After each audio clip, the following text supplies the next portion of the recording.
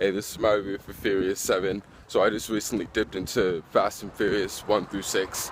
And overall, I think it's a very fascinating, nice, exhilarating, experimental action franchise. Now, I mean, it is mostly, the primary thing is cars and the car chases and the adrenaline that goes into the scenes and stuff. But yeah, otherwise, again, like every movie, I mean, they all have mostly the same characters, and again, the thing is like dudes chasing each other through cars or driving like hell and with the effects. But every movie, it's like the plot's slightly different. It's not like the exact same thing, which is nice, you know.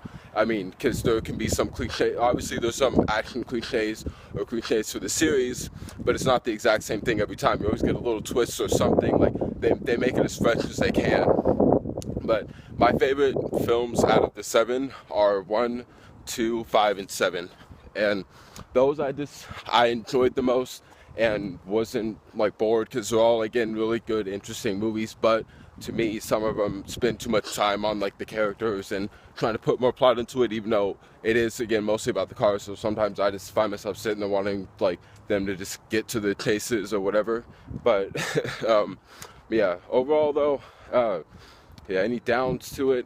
I mean, if you do make a marathon, depending on how much you're into cars or the Fast and Furious movies, you can get a little numbed out if you make a marathon out of the films with the car chasing and stuff. But they still do like keep you interested at the same time. And like when there's a car crash or somebody suddenly dies, you're like, whoa, crap! Like because a lot of in this movie, like I want to say 85% of the time, the people just crash and they can get up and walk away.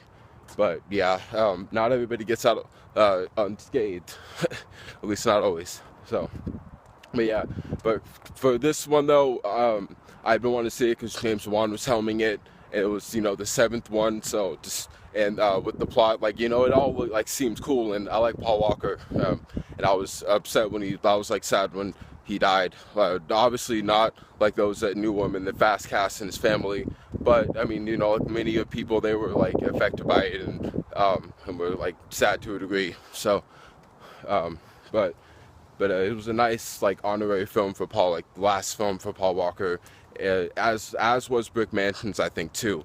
So, but this movie overall, if you like the series, you're definitely gonna like be satisfied. The action sequences in this one, and again, each movie they just take it to the next level. But this is just, it probably has some of my favorite like crazy stunts and sequences. And Paul again delivered, and what they did for him and the like for the last two scenes and the end credits, it was really nice, and of course heartfelt, and it can get you emotional too. And besides that, there was something else like during the movie, not like Paul Walker related, but something else that kind of got to me a little too. You'll know what I mean when you see the last 15 minutes of the movie. But yeah, so overall, I think Furious 7, it's a perfect action movie for spring. Scenes are fun and have you on the edge of your seat like always. And again, they always, go bigger and better with their sequels, so expect that.